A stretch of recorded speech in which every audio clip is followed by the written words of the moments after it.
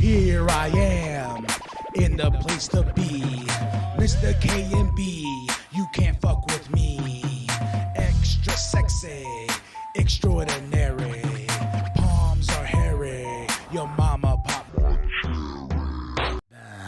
Bam, bam, bam, bam, bam, bam, bam, bam, bam, bam, bam, bam. Do, do, do, do, do. What up, y'all? K and B, the Sexy Ninja, in the place to be. As always, welcome to the Sexy Ninja Cast, brought to you every Sunday,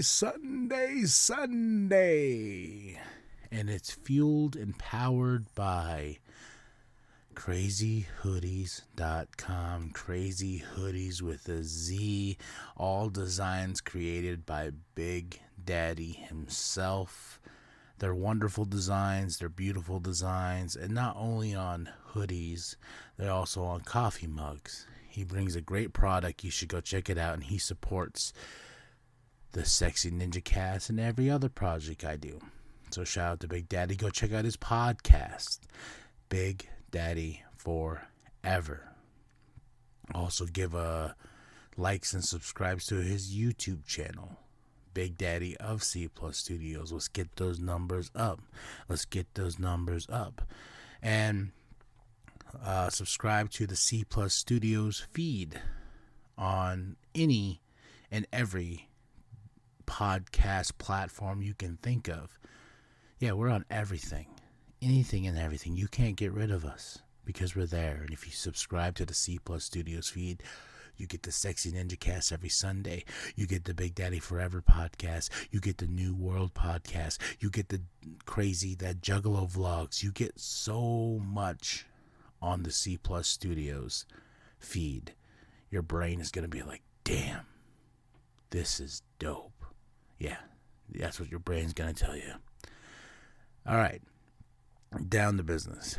So, you can see the title of this episode, Zack Snyder's Justice League Trilogy. I just got done watching Batman v Superman Dawn of Justice the other day, and I gotta tell you, that movie ages like fine wine. I love that movie more than anything. And the reason why I wanted this to be the subject is because we've talked about this before. We've done movie commentary, me and Doug, on the movies themselves. We've done one for the Joss Whedon cut of the movie for Justice League, and yeah, that's all on the Pop Flicks stuff. If you want to go check that out, look for Pop Flicks on the feed or on the YouTube channel, which makes it much easier because we have everything categorized. Well, we've done Man of Steel, we've done Batman v Superman Dawn of Justice, the Ultimate Edition movie commentary. We've also done the Justice League. We're still want to tackle Zack Snyder's Justice League. 4 hours of pure epicness in your face. But that has to be the few sessions, because I'll be honest, movie commentary is a little hard, and especially getting the quality of sound right. Because a few times we've done it, we've just put a mic in between us, and you can hear the elements of the room. You can hear, the fan, and that, those sort of things get kind of cringy. But we've had a lot of compliments on our movie commentary, and we want to do more. And I feel like that would be freaking awesome, and to tackle Zack Snyder's Justice League would be fun. But you should go hear those conversations about Justice League, Man of Steel, and Batman v Superman. And Doug was very against the whole Snyder cut and the movement that it became, and the justice for Zack Snyder to lay his vision out. And there's a few videos we've done as Pop Flicks where we argue why not being this movie doesn't need to happen, and why it needed to happen. And there's also a great book I read about the Snyder Cut. Everything that led up to it, to Zack stepping away and stuff like that. But my biggest thing is Batman v Superman. Out of the three, what's so funny is like when WB categorized it as Zack Snyder's trilogy, I can see it, but I can't see it at the same time because the story's still untold. Yes, we were introduced to Superman, then Batman v Superman, then we got the Justice League from Joss Whedon first, which just did no justice whatsoever to this quote-unquote trilogy, because they were just washing their hands of Zack Snyder's vision and what he wanted to do, and the starting of all of this, and the amazing, like, Batman cameos that were going to happen, and also him showing up, Ben Affleck's Batman showing up in the Suicide Squad, and when these things were unfolding, and we also have done the Suicide Squad movie commentary. It's still not my favorite. I know it's Big Daddy's favorite movie. There's a Suicide Squad, but David Ayer is another one of those artists that got the rug pulled underneath him, and the movie did not justify what he wanted to bring to the table, and that's crazy. It's just like Hollywood is insane when it comes to these stories that we hear, and especially how the Justice League turned out. And okay, years later, we finally got Zack Snyder's Justice League, and I will say it is far superior to what we got in the first place. Because I remember me and Doug going to the movies to go see Justice League, and I just remember we watched it, and I told Doug, I was like, this is the Justice League, man. I shouldn't walk out of this movie and be like, all right, I guess, sure. Because if anybody really wants to know, I'm a huge DC fan. More than Marvel. Not knocking the Marvel movies, because I love the Marvel movies. They all made me feel love and joy and made me cry like a baby back bitch. But when it comes to DC, especially comic books, I'm very deep into the continuity of the DC universe, because that's where my love for comics first started. I'm a big fan of Green Lantern, and Kyle Rayner is my dude, but he gets no love as well. Green Lantern gets no love as well. And you saw that Ryan Reynolds Green Lantern movie. Yeah, funny story, I'm gonna get into that real quick. So when that movie was announced, I was like, oh my god, guys, it's finally, I was a Michael Scott, it's finally happening. And they announced Ryan Reynolds. I was like, oh my god, Ryan Reynolds is Hal Jordan, all the nerd rage. And when the movie came out, we saw it at Harkins when it was up here by my house before they moved across town. I was ecstatic. I had my Green Lantern shirt. We went to the premiere, and I waited for the premiere when the premiere was at midnight or whatever. And I was standing outside in my Green Lantern shirt, my Green Lantern bag, tote bag that was a little drawstring bag or whatever. I had my ring, I had my hat, and I'm sitting there, and the whole time I'm just like, oh my god, it's gonna be so amazing, guys, this is gonna be so great. Even though hearing everything that led up to the release of Green Lantern, and that movie only being an hour and a half, and I didn't care. I was like, just give me Green Lantern. I want to see him on the big screen. I want to see this. I want to see Parallax. I want to see Hector Hammond, Amanda Waller's in this movie. So let's do this, because I was reading into everything. Getting in there, movie starts. Watching, there's some cool things in the movie that I did like, and there's some things in the movie that I'm just like, okay. But at the time, as soon as the credits started rolling, I was like, and the mid-credit scene with Sinestro, that got me like, oh my god, yeah. And Mark Strong as Sinestro. I love what he did with the character, and I wish that we could have gone back. They could have, rebooted, a soft reboot, but did it with more, did it with the same cast. But lo and behold, that didn't happen. Michael Clark Duncan was a Kilowog, and I really liked his performance, but there wasn't enough to really chomp on. And that was the thing about the movie. As soon as the credits started rolling, the mid-credit scene came, and everyone's like, everyone knew. Everyone's like, this is bad. Even my girlfriend, now wife, she was just like, what'd you think? Everyone looked at me because, that's what I was here for. I was like, oh my God, yes, yes, yes. And at the end, I was like, yeah, guys, it's a good movie. Yeah, it's a good movie. It's so good. It's so good. And I saw it like 5 more times in the theater, trying to convince myself. Then years passed, years later, and I still watch the movie here and there, just to throw it on, just to have something on. And when the release of that movie came out, I bought the steelbook version. I bought I know I have a steelbook of the movie. I also bought the DVD, which came with the cool green case. And also, too, if you bought the Green Lantern movie on release day when we had a Hastings here in town, you got a cool little beanie. But I worked at Hastings at the time, so I had to have the wifey go buy the movie and get the Green Lantern beanie. And I bought 2 copies of that. Also bought the Blu-ray and the extended cut, throwing those quotations out there, the extended cut.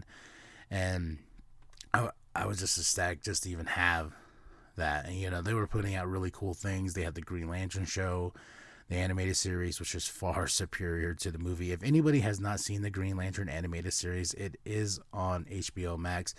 I have a copy of the full entire series. It was only 2 seasons, but man, it is an adrenaline rush of a show. The characters are really great. They introduce a couple new characters to the universe, and we never really expand outside of that series because they just cancel it. They cancel it, and that's the problem with DC I have when it comes to movies and Warner Brothers itself. They put out great animated movies. I will say this right now. Marvel can't touch them in the animated game because DC, whoever's in charge of the animation and storytelling for those movies, they just bring it on a whole different level. And I wish they did that with the cinematic universe. And going back and rewatching Batman vs. Superman, I will say this right now, and you can come at me if you want.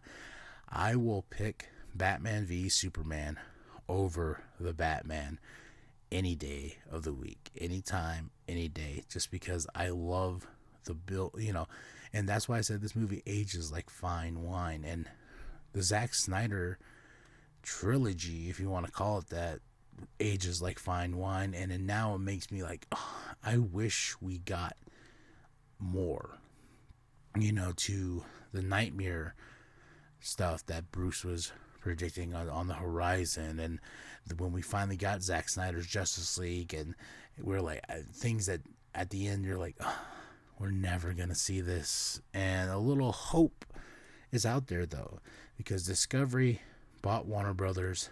I heard on a report was they're trying to mend the relationship back with Zack Snyder. They're in talks with Zack Snyder, so we could see the Snyderverse back. And I couldn't be more excited because I watched BVS, and out of the trilogy, this is my favorite of the 3. Man of Steel is a beautiful movie. Zack Snyder's Justice League is amazing. 4-hour epicness of everything that I would want in a Justice League movie, but I just want more because I want to see the Justice League take on Darkseid. I want to see that vision and everything we've heard from, and especially when Kevin Smith said he talked to a couple of people who worked on the movie. It was supposed to be the first one. At the end, they beat Steppenwolf and they send them back, and that I'm thinking of that great scene now when Wonder Woman just cuts his head off, whoosh, and Darkseid. Second one's supposed to get more, into space and stuff like that. We're supposed to get the Green Lantern Corps showing up and helping, and at the end of the second movie, it's like Empire Strikes Back. We get our ass kicked, and then in the third movie, we're gonna see the Nightmare stuff, which they teased in Zack Snyder's Justice League, with a great scene with the Joker and stuff like that. It's like all the potential, something different that nobody wanted to accept. I'm not gonna lie, I was one of them too. I prefer, what sucks is me and Doug went to see the theatrical cut when the movie came out. We're like, all right, went to the premiere, saw it, and both of us looked at each other like, okay. I loved Ben Affleck's Batman. I was like, damn, that's my dude. Like, I'm a huge Ben Affleck fan, but man, this Batman, and still seeing it today, I'm like, I wish, it's so many things I wish. It's like the Batman movie we would have got with him and Deathstroke. That would have been something so different. And the cat and mouse game, Bruce keeps losing to Deathstroke and Slade Wilson and stuff like that. It was just like all the potential was there. Jeremy Irons, Alfred, fantastic. And it's just one of those things where no one accepted the movie at the time, especially with the theatrical release. Me and Doug were like, this story is so wonky. What's going on? Like, there's some great fight scenes. There's some great things like this, but why, what's Batman's motivation? Then, lo and behold, a few months after that, they released Batman v Superman: Dawn of Justice, the Ultimate Edition, and basically it's a director's cut of the film. And lo and behold, I heard behind that the reason why Zack Snyder had to call it the Ultimate Edition is because Warner Brothers was like, no, we don't want to call it a theatrical cut. We don't want, no, director's cut. We don't want to call it a director's cut because, we want to make sure people know that we signed off on the theatrical cut. It's all politics when it comes to Hollywood and stuff like that. And the Ultimate Edition, which is 3 hours, is much better, much superior to what we got in the theater. I will not watch the theatrical cut.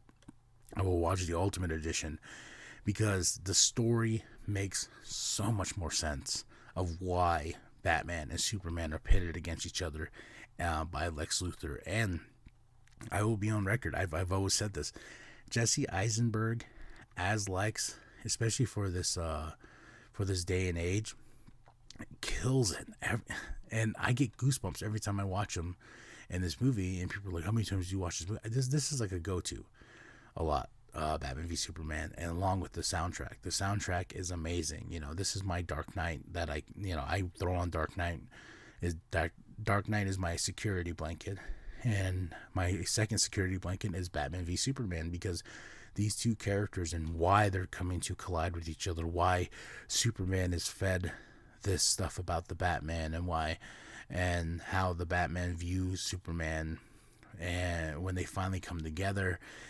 And of course, the awesome introduction to Gal Gadot's Wonder Woman, and then seeing the Trinity ready to take on Doomsday. It's just like, yes, throw them devil horns up.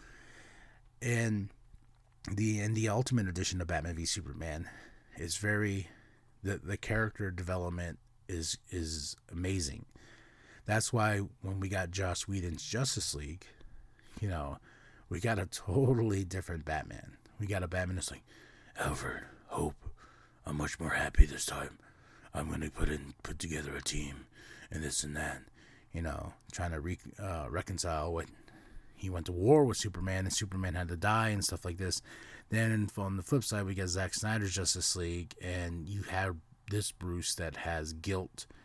He did it in the Joss Whedon's movie, but it was a little bit too like, I believe in hope now, and I'm all for being in the sun, and I'm cheery. But I was like, that is not the Batman we got in BVS. So, two very different versions of the Batman, and I do like the Batman that we got in BVS more, because a lot of controversy came out of that movie saying like, oh man, the Batman kills. One of the greatest scenes ever is the warehouse scene when he's going to go save Clark's mom, Martha. And just really well put together. You're just seeing Batman at full peak of just tearing these fools apart. Straight heads into the floor, throwing crates at people, getting shot in the head and be like, oh, that is the Batman. And the controversy of him killing, this was based off of Frank Miller's The Dark Knight Returns, this is a grisly, war wounded Batman. They even say it in the film a few times. 20 years in the game. This is a grizzled, chiseled, whatever you want to say, veteran. And I remember when we were talking about that, I was like, that's sort of brilliant. Let's start there. Give us this Batman who's been in the game, who's been this superhero for a very long time, and just getting bitter. And there's such a great scene in the movie where he tells Alfred, I need the suit to go break in to Lex's house. And Alfred tells him, no, just be Bruce Wayne. And he goes, well, I can't break into his house like this. He goes, no, you don't have to. You've been invited to a party. And cut to the next scene, he's looking at the suit. He is that's his face. That's the real face of Bruce, is the Batman. And I just love when he's looking at that suit, just like, I have to go play Playboy billionaire, I have to be this. Fine, I'll do it, but I'll make sure that my goal is still getting information on Lex. And then cut from that, he's walking, and you see the Robin suit, and you get like, oh my God, yes. And this is why he's pissed off. This is why he is the way he is, and why he wants to go to war. He doesn't care. He's ready to die. And that to me is amazing. And I know a lot of people in the movie for BVS, they always pick on the Martha thing. And I did as well. I remember being in the movie being like, wait, they stopped fighting because their mom has the same name? Well, I guess, sure, why not? But as this ages like fine wine, I tear up on that scene now. I get it. I understand. And everything I've read, in the movie commentary by Zack Snyder, and the fact that he got to go back and remaster BVS, and that's what I watched recently, was the remastered version, the IMAX shots and stuff like that. And there's something more now to the movie, now that Zack had to retouch it up, and this is his version. He's like, here you go, this is my vision. And everything was Zack's daughter, Autumn. And I love the fact that, he got to finish what he started. And I hopefully he gets to finish the entire trilogy of the Justice League, not just this, not what Warner Brothers slapped the name on it. And, it's kind of like the Skywalker saga for Star Wars. They're like, we don't want them Skywalkers no more, so this is it. We failed in the sequel trilogy, so we're just gonna slap a title on this thing called the Skywalker saga. We're gonna throw it out there. Same thing with this. They put a box set out, but the box set's really nice, and the box set's really, really cool, and it's all 4K, and you get the extra copies and stuff like that of the Blu-ray and stuff like that, and the digital copy. But that's just them labeling it as this, like, yeah, this is. So years later, they could be like, oh, what's that? Oh, that was Zack Snyder's trilogy. It was a good time. No, it's an incomplete story that they just slapped a title on and threw the box set out there and said, here you go, kids. There you go. This was Zack Snyder's intention. No, it wasn't. There's so much more to the story. There's so much more to, and things left unsaid, especially with what's coming up next is the Flash movie. And if Ezra Miller can stop getting in fucking trouble, we would see the theatrical release. But as of now, from what I saw from reports, is that Warner Brothers is kind of going to wash their hands of Ezra. They're still going to release the Flash movie because, of course, they spent money on it, and they're going to put it straight on HBO Max, which I'm like, okay, at least I can watch it at home. But on the other hand, I really wish that I could see it on the big screen, because Michael Keaton is back as Batman. Ben Affleck, this is Ben Affleck's last hurrah as Batman, and seeing those two together, I'm like, yes. And I really did like Ezra Miller's Flash. I really no, well, the first was, let's clear something. In the Josh Whedon cut, I hated the Flash. I was like, this is not Barry. This is a bumbling idiot who stumbles on everything. Lo and behold, in the Zack Snyder cut, I'm like, what the fuck? Where did I get this? What, like, where was this Flash, during the whole time? And I'm like, how did Josh just be like, okay, we need a comedy guy, so let's just do Barry, even though Barry is the smartest man alive, also the fastest man alive. You're just gonna dumb him down for the sake of dumbing him down. And seeing in Zack Snyder's cut, I'm like, oh my gosh, it's like night and day. So many things with those two movies, and I won't watch Josh's movie no more.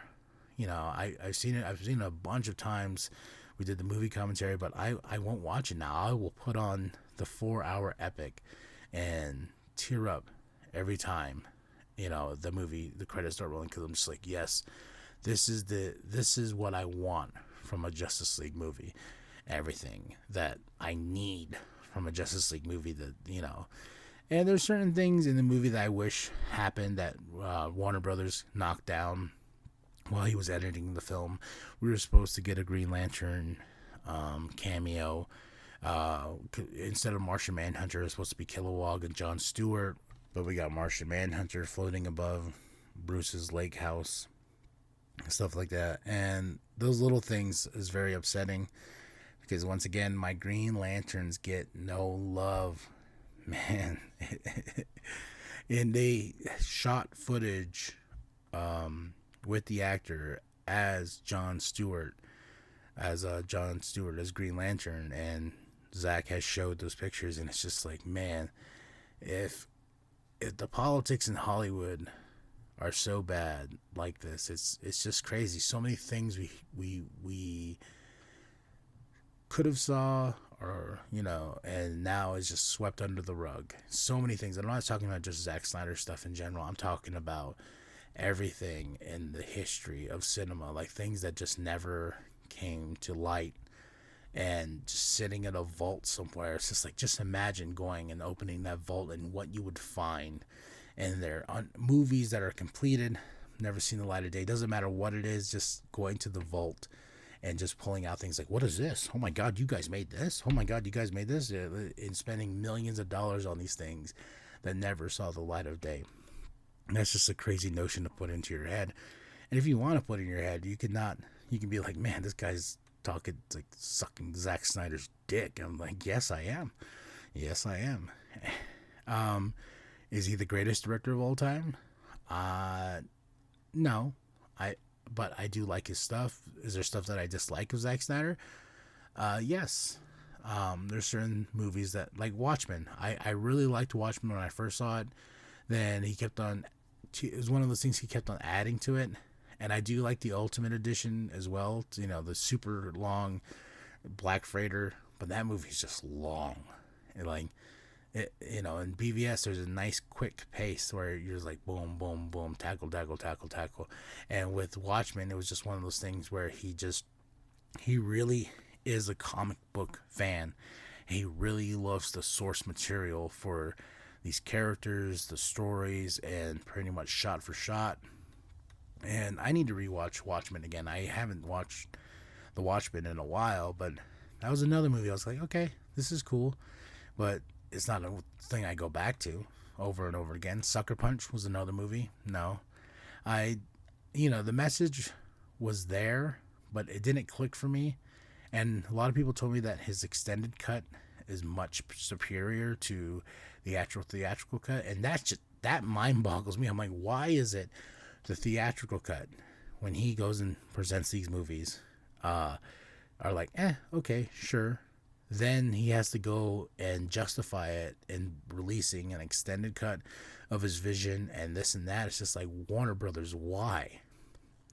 Why do you keep toying with this man and just not giving him the keys to the kingdom and just let him go? Because I think that's what hurt a lot of his reputations, because like, he delivers these movies and then they come out and everyone's like, oh, that was cool, yeah, sure. Then months later he releases an extended cut or director's cut, whatever you want to call it, and then everyone's like, what the fuck, why didn't I get this? Why did I not get this version? And it was an uphill battle to get Justice League, the actual cut of the film that we wanted to see. And there's a really cool story with Christopher Nolan, who saw Joss Whedon's Justice League and telling Zack no. And that was Christopher Nolan and Deborah Snyder. They went and saw the cut of Joss's movie, and they're like, no, don't you ever watch that, because it'll break your heart. And how he melted down Ray Fisher, the heart and soul of the movie. And I want to know your thoughts. What do you think of Zack Snyder's Justice League? What we could have seen on the big screen, or HBO Max, because that's usually the route these things are going towards nowadays, the streaming service. I just got done watching Stranger Things season 4, the big last volume 2 finales, and wrecked me. Cried like a baby back bitch. I'm not gonna lie, some things that were left still unsaid that we're gonna see in season 5. But I'm a big nerd. I love these things, and I cry. I have no shame in my game. I will cry if something moves me to tears. And people are like, oh, you cry at movies? Yes, I do. Big Daddy gives me shit all the time. I love feeling that emotion that a movie can give you. I love the adrenaline a movie can give you. Any movie, too. I'm not saying I'm seeing every single movie out there, but I try. There's a lot of things I love. So let me know what you think of Zack Snyder's trilogy: Man of Steel, BVS, and his Justice League movie. And I will tell you, BVS is my favorite. If I had to rank them, the order I would watch them, I would say BVS, Justice League, and Man of Steel. But even in unfairness, I can. There's really no order, because I'll go back and slap on Man of Steel. And Man of Steel is where it all started, and the potential of what we could have seen with Henry Cavill's future as Superman, and hopefully he becomes Superman again, or unless they're just gonna reboot it, which we're seeing with all these films. And we got Black Adam coming up, and I know The Rock really tried to say, let's keep the Snyderverse alive and well. And with the Black Adam movie, everything I've learned, everything I've watched from the trailer and everything like that, breaking down all the characters, are showing this is the closest thing to a Justice Society movie I will ever get. And I'm happy for that. I can't wait until Black Adam. I can't wait until the new Shazam movie. I'm not excited about Aquaman, just because I really didn't care for the first Aquaman movie. But we shall see. The future is bright ahead, especially one thing I just read about before I jumped on this podcast: the Batgirl movie that's going to drop on HBO Max with Michael Keaton's Batman. And they just had their early test screenings and saying that Michael Keaton's Batman is straight badass. Of course, he's Batman. Of course. So, as I say that, I'm looking over at my Batman 89 grapnel launcher replica when he takes Vicky Vale up, that he uses in the film. My wife and daughter got that for me for Father's Day. The thing's dope. But besides the point, rambling on again. I tend to do that. Let me know what you think of Zack Snyder's DC universe and the potential. Did you like it? Did you hate it? What did you hate about it? What did you like about it? What did you love about it? Or were you just like, nah, these movies are not for me? Fuck the whole release the Snyder Cut movement or stuff like that. If that's what you want to say it.